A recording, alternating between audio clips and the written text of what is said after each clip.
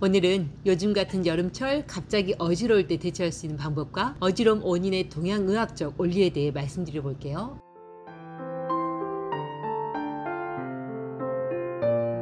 예전에 저는 산후에 시작된 어지럼증으로 몇 해 동안 고생한 적이 있었거든요. 그것도 꼭 1년에 한 차례씩은 2, 3일 고생을 하고 그 후유증으로 또 며칠간은 밥도 잘 못 먹고 기운도 현저히 다운되고요. 하지만 그러한 증상은 한약을 먹고 몸이 좀 건강해지면서 점차 없어지게 되었어요. 그래도 한여름철 에어컨을 쐬며 찬 음식을 먹거나 너무 더워 목욕 후 찬바닥에 좀 누워있는 날이면 다음날 새벽이나 아침에 뭔가 어찌한 느낌이 한 10% 정도 올라올 때가 있네요. 왜 몸이 좀 허약해질 때나 더운 여름철 피부층 모세혈관이 확장된 상태에서 찬 냉기를 받으면 그 냉기가 피부 표층부나 모세혈관 속으로 들어와 그럴 수 있거든요. 그래서 추운 겨울보단 더운 여름철 냉기를 더 조심하라 그러는 거고요. 그리고 저는 그럴 때 그런 상태를 대비해 지어놓은 과립제를 입에 한 줌 털어놓고는 또 금세 증상이 나아져 일상생활을 합니다. 내가 또 찬 냉기와 찬 음식을 조심하지 않았구나, 다시 정말 조심해야지 하며 마음을 다시 다잡으면서요. 여러분은 어떠세요? 만약 여러분이 아침에 일어나 때론 오후에 갑자기 어찌라며 속이 미식미식하다면 그땐 주로 어떻게 해결하세요? 많은 분들이 그럴 땐 먼저 병원을 찾아 진단을 받고 그게 메니에르다, 이석증이다, 때론 전정신경염이다 라는 이야기를 들으며 그렇게 약을 먹고 이석 치환술도 전정 재활 운동도 시도해 보겠지요. 하지만 그렇게 치료를 받은 후에도 그게 완전히 가라앉질 않고 조금 덜한 상태로 지속되거나 또 괜찮은 듯 하다가 다시 재발되는 경우도 흔하기에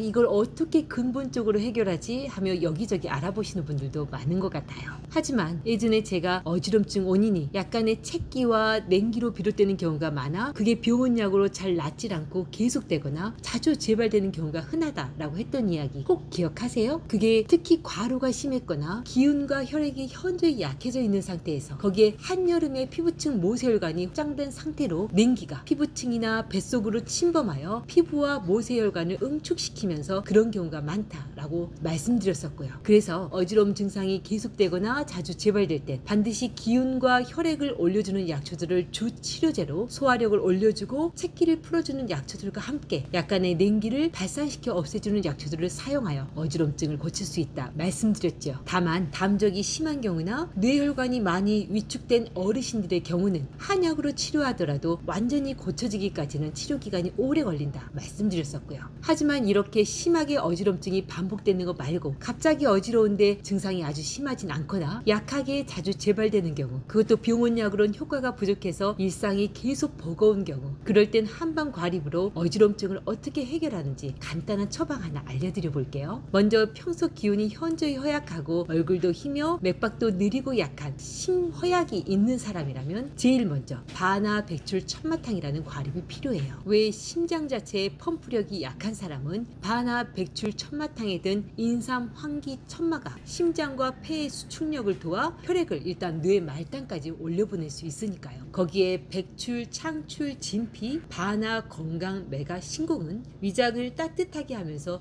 냉기로 생긴 가래담을 없애 소화력을 올려주고 전신의 기순환을 촉진해주네요. 마지막으로 이뇨작용을 하는 택사, 복령, 황백은 기순환이 약해져 모세혈관에 수분이 정체되어 생긴 어지럼증을 살살 풀어주고요. 따라서 바나 백출 천마탕만으로 기운을 보충하고 소화력을 올리면서 냉기로 인한 가래담을 해결할 수 있으니 이것만으로도 훌륭한 어지럼증 치료제라 할 수 있죠. 하지만 바나 백출 천마탕만으론 피부층과 모세혈관에 침범된 냉기를 없앨 수는 없기에 피부층에 걸쳐져 있는 냉기를 살짝 내보내기 위해 폐독산이란 과립이 소량 필요하네요.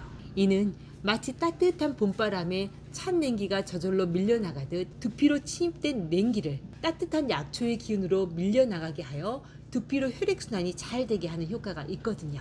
물론 앞에 처방을 탕제로 끓여 먹을 땐 폐독산에 들어있는 지각과 전어는 온기 부족자에겐 기운을 더 처지게 할 수 있으니 가슴 답답증이 없다면 빼고 쓰면 좋고요.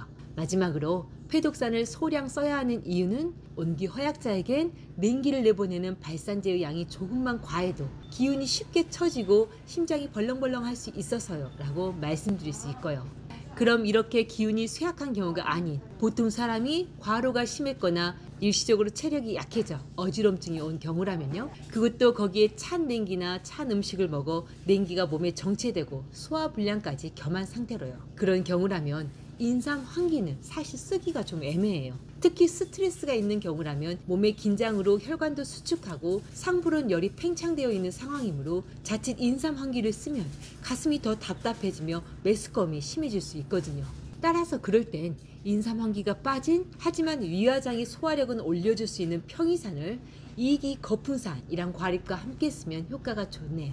왜 이기 거푼산에는 냉기로 인한 가래담은 녹여주고 피부층에 정체된 냉기는 발산시켜 없애주며 스트레스성 긴장까지 풀어주는 약초가 있어 스트레스와 과로로 생긴 어지러움 증상에 그 어떤 과립보다 효과가 뛰어나거든요.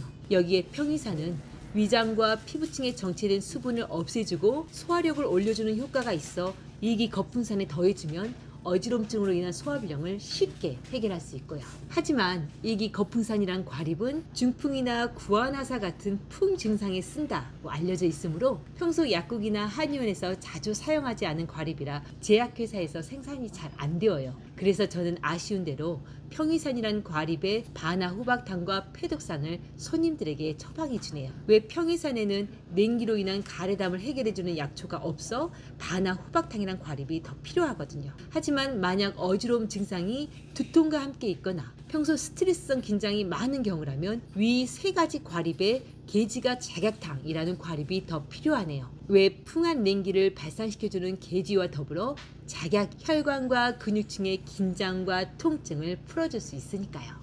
오, 생각보다 갑자기 어지러울 때 쓰는 과립이 단순하지 않고 좀 복잡하네요. 잠깐 정리해드리면 평소 기력이 약하고 얼굴도 하얗고 맥박이 느리고 약한 분들이 약간의 찬바람이나 찬 걸 먹은 후 어지럼증과 울렁거림이 나타난다면 바나 배출 천마탕에 패독산을 위장장애가 없는 빈혈약과 함께 드셔보세요. 하지만 보통 사람이 신경을 많이 쓰면서 과로를 한 후 좀 추운 곳에서 식사를 하거나 체한 이후 속 울렁거림과 함께 어지러움이 생긴 경우라면 평이산이란 과립에 바나 후박탕과 패독산을, 거기에 두통이나 스트레스가 심한 상황이라면 계지가 작약탕도 섞어 드셔보시고요. 하지만 이런 처방들은 보약처럼 오래 먹을 약들이 아닌 어지러움 증상이 왔을 때 하루분 혹은 2, 3일분 정도만 써서 어지럼증을 해결해야 하네요. 왜 그 정도에도 어지럼증이 낫질 않는다면 사실 과립제가 아닌 한약으로 제대로 된 용량을 써서 만성적인 혈어나 담적병을 고쳐 어지럼증을 제대로 고쳐야 하니까요.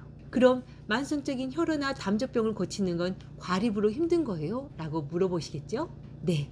과립만으론 근원적인 혈어를 다스리기는 쉽지 않아요. 왜 한약으로 혈어로 인한 어지럼증을 다스리려면 당기도 1에 12g, 천궁도 1에 6g 이상은 써야 하고 더 근원적으로는 부신의 기능을 올려 골수 기능을 살려야 뇌의 혈액과 골수가 충진되어 어지럼증을 제대로 다스릴 수 있는데 그 정도 용량으로 만들어진 과립은 시중에 나와 있질 않아서요. 따라서 과립으로 쓸 때 제가 보기에도 혈어가 심한 경우라면 저는 약국에서 낱개로 파는 빈혈약을 과립과 함께 드시라 함께 드리는 편이네요. 그것도 이가철, 삼가철 하는 빈혈약 말고 위장장애가 전혀 없는 액상 햄철 제제로요. 하지만 뭐니 해도 양약이 아닌 한방 과립제로 간간히 올라오는 어지럼증을 다스리는 가장 큰 이유와 장점이라면 그건 양약과는 다르게 어지러움 증상이 쉽게 재발되지는 않는다라는 거예요. 왜 적어도 한방 과립은 어지럼의 원인이 되는 냉기와 소화불량을 어느 정도는 해결할 수 있으니까요. 오늘 갑자기 어지러울 때 쓸 수 있는 한방 과립제에 대한 이야기 재밌게 들으셨어요?